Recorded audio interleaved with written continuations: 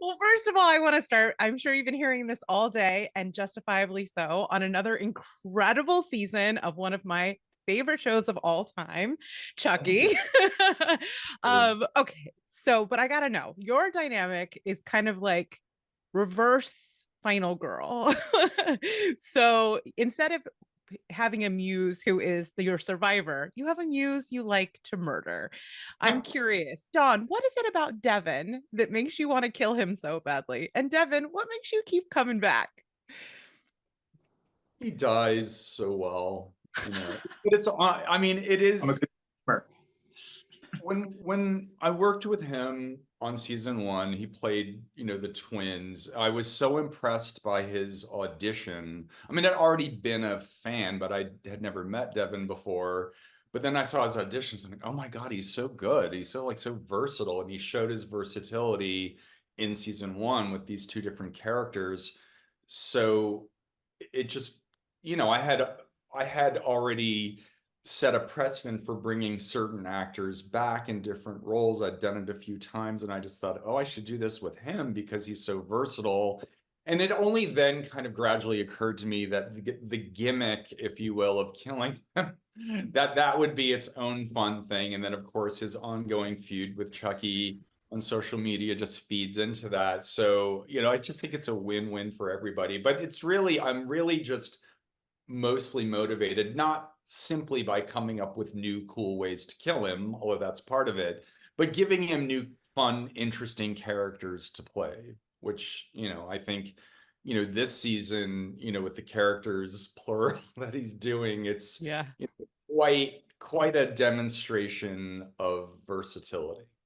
Oh, that's certainly true. We've gotten to see him at the highest of camp to like actually playing kind of a more straightforward character. So that has been really fun. How about you, Devon? What is it about Don that makes you want him to kill you so He's many times? well. First of all, I love horror, and I love Chucky, and I've been watching Chucky. It wasn't '88 when I first watched Chucky because I was only getting my stuff on VHS, so it must have been '89 or '90. But I've been a fan ever since. So when the edition came in for season one, it was a no brainer, and I had to. And so I put this. I tagged on this little slate at the end where I explained what I wanted to do with the characters, and I told him. I told you how passionate I was about the project, and anyways, I had to get it, and I didn't know season one that I'd ever be coming back. I thought it was one and done. I thought that, this was my Chucky world, and so when he told me that he would like to bring me back as a different character, it became an actor's dream. It's been going, and I've been getting new cool stuff, and each character has been so uniquely different. There has been campy. The priest got a little campy at times. The president's, I think, very grounded, and Mm-hmm. he's dealing with spirits and ghosts, and there's just been so many different things, and it's a gift, and it's probably a once in a lifetime thing, as far as doing this kind of thing. I love it. I love it. I mean, it must be so rewarding as an actor to get to do all of Yeah. those things. When I did the table scene with Lucas and Logan, you do it, but to see it cut together, to see yourself essentially acting with yourself, was wild. It was really interesting to see yourself react off yourself. And now with the new stuff in the second half of this season, just to see the contrast and see the way the moments they picked and the way they cut it, and it's been a ride. It's been a ride. I hope it never ends, but we'll see. I love it. I love it. I mean, the thing I love about the show is it is fun, it is campy, it is unbelievably gory. So kudos on getting that on TV. But I also think there's this underlying story about queer joy that came out, particularly in this season, that I really connected with. We got to see Jake and Devon take their relationship to the next level. And for lack of a better word, it felt kind of healing to see that the fullness of that relationship depicted that way.